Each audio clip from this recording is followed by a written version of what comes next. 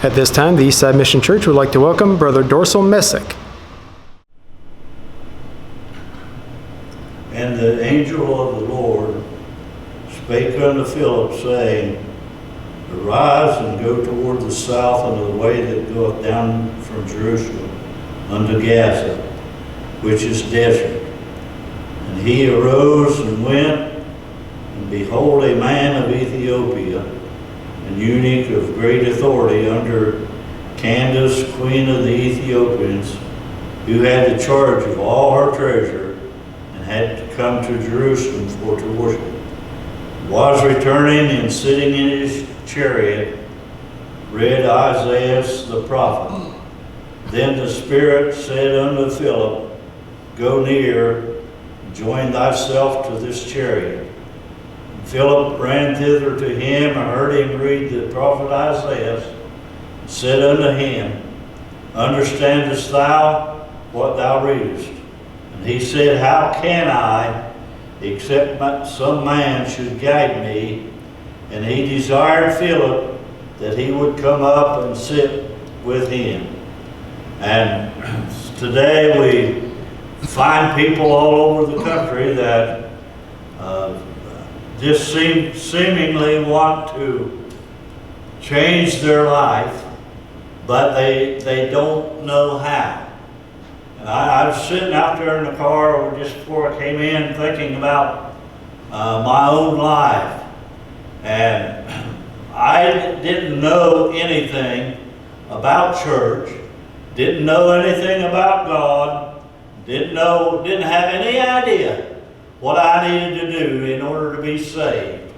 And we finally came to the realization through my mother-in-law and father-in-law.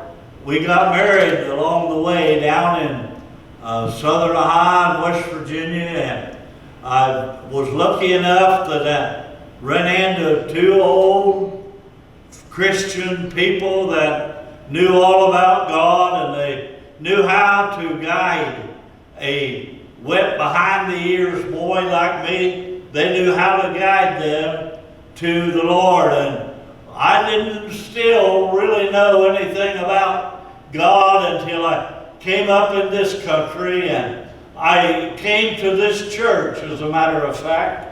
And I met some people that was interested in my soul and in my life, in my well-being, and they began to instruct me in what I needed to do in order to be saved. And one old lady in particular that took a liking to me, that had stayed with me all those years. And incidentally, it was in 1961 that I came to this church, and I came to the realization through the help of people that were here that I needed something different in my life.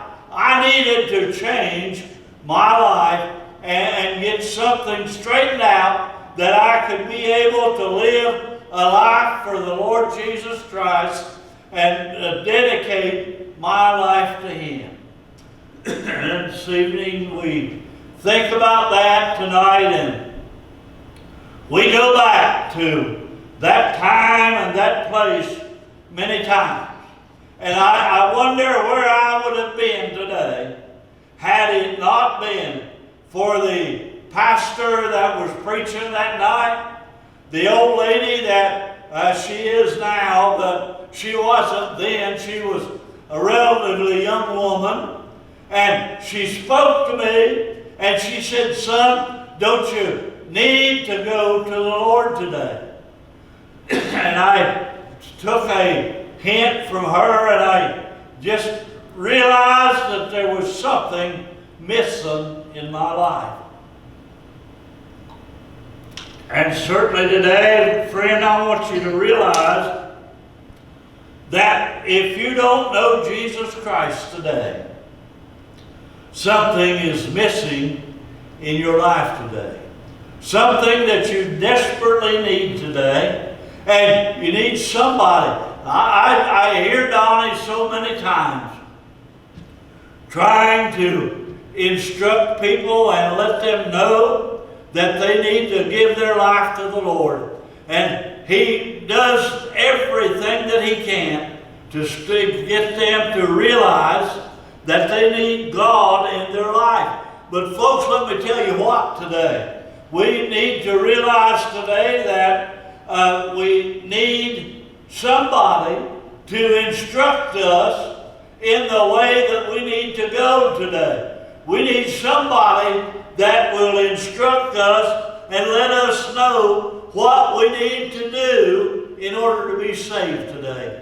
And I thought so many times of people that I've come in contact with over the years that we've had to speak to and let them know that Jesus loved them today.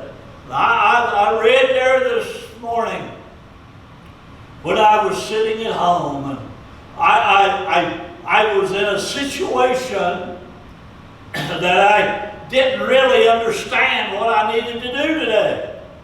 And I've began to ask the Lord, and he began to instruct me. He said to let people know that Jesus is the light of the world today. And we have to realize today that the world is living in darkness today without the Lord Jesus Christ.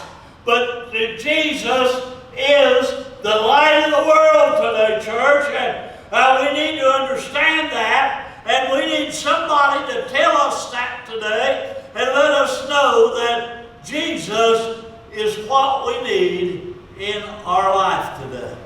And certainly today. And I think about that, and I think about the light.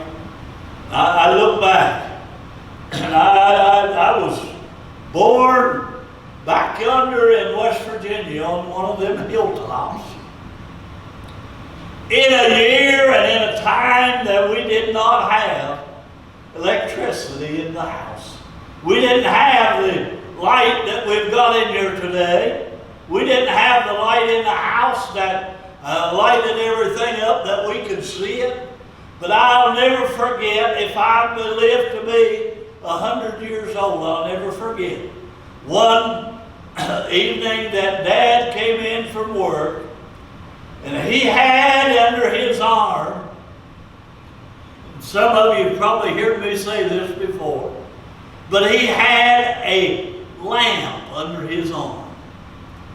They called it an Aladdin lamp, and that thing would light up like you did not believe. Whatever he began to turn it on, turned it up, and the light began to shine out. It lit up the whole part of that house. We had it lit up that we could see everything that was going on. Mom said something to the effect that it showed all the dirt in the corners. But I thought to myself, how much like that lantern that Dad brought home, how much like that was Jesus when he touched my life. We find people today that try to do everything that they can to get away from the Lord and get hid from the fact that he knows their life. I sat over there that night and listened to that preacher preach, and I swore that somebody had told him my life story. Even though they hadn't, I thought they had. But he told me everything about myself. He said that we needed to be saved. Folks, I want you to know today that the world that we're living in today needs something. And you'll have to excuse this water bottle. But the world that we're living in today needs something. Hey, we've got a situation going on in our country today that we have to wear a mask to go out in public. We have to do things in the stores that we didn't ordinarily do. It's called the virus, is their name for it, that's going around today. But you know what? Today, we have got a solution to that thing today. We just don't use it. We just don't put it in place today. We just don't let God move on the situation the way that we ought to. The world today is in a situation where that they need to turn to the Lord today more so than what they have ever done before. We look at the television and we see all these people getting shot, and we see things happening today that never used to happen when I was a kid. When I was a kid, up to the time that I was probably 50 years old, we didn't see too much of this situation going on out in the world today, where the people were getting shot, where the people were carrying guns, where that they were doing everything that they could possibly do to hinder the work of the Lord. I realize today, when we think about God today, we think about the Lord today, we wonder today, Lord, what is going to take to get things straightened out. I realize today, the devil is in a situation today that he is trying his level best to destroy churches today. I'm sure that he would be tickled to death if he could do something to the East Side Mission to hinder it. But there's a lot of good praying people here today, folks. They need to know how to get in touch with the Master and ask him to intervene in the things that are taking place here at the East Side Mission. But what I started to say to you, down in Amity, I don't know how many know where that is. It's just a little town that's down south of Plain City a little ways. But there was a big church down there just below Amity. Been there ever since I had been a Christian. I used to go by there a lot of times and wonder how many people that they had there. But I seen on the television just a couple, 3 weeks ago, they had a church on that television that was smoldering, been burned and burned to the ground. The devil had won that round, and the pastor had only been in office 2 days, and the church had burned to the ground. And folks, I tell you what, there is a lot of that going on today. The first church that I ever pastored was out in the Plain City area. We went to church one Sunday morning, and the church had been burned to the ground. And that still goes on today. Right down from my house, a great, big, fancy, beautiful church sitting down there, and it burned. They had to tear it down. One right over here on Lake Street burned, and they never did do anything to it. But I want you to know something, folks. God is in control today. I don't care how much the devil howls. I don't care how much he carries on. But God, folks, is in control today. And he will put a stop to this stuff in his own good time. Whenever he's ready to do it, God will put a stop to it.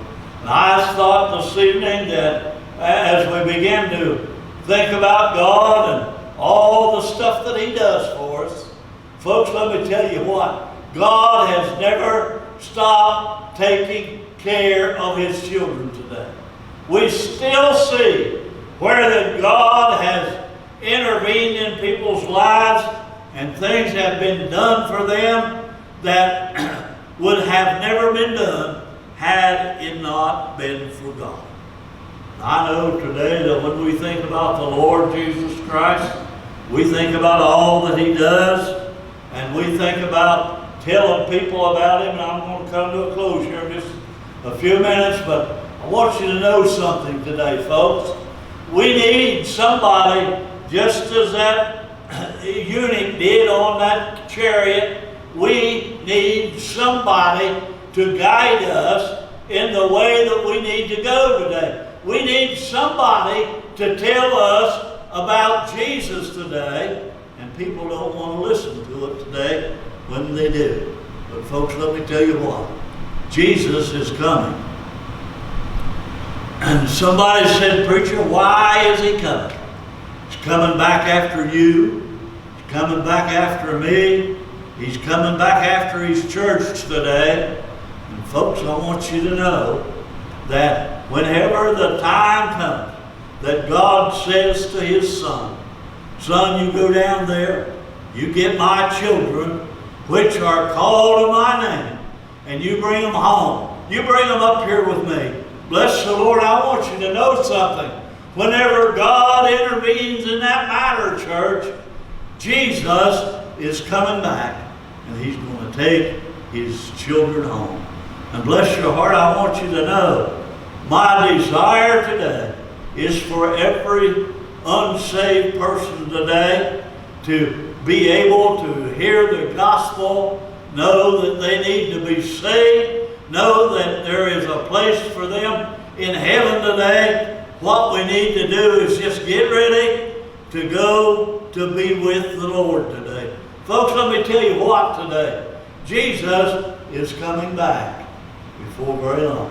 It could be before we get out of this church house today. It could be before we ever get back to our car to go home. But Jesus, folks, is coming. He has got his eyes over his children, got his ears open to their cry, and he hears our cries when we say, Lord, I need help. I've got a problem that I just can't solve. Got a problem that I don't have the answer to.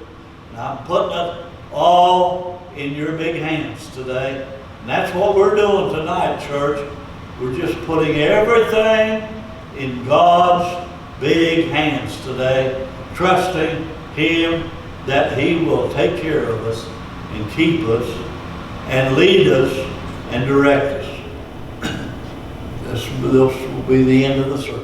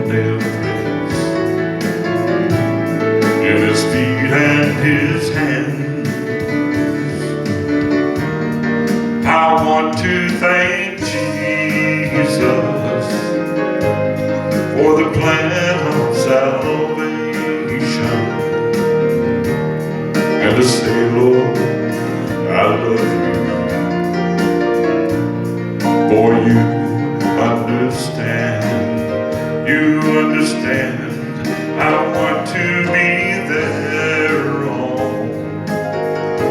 on that great judgment morning,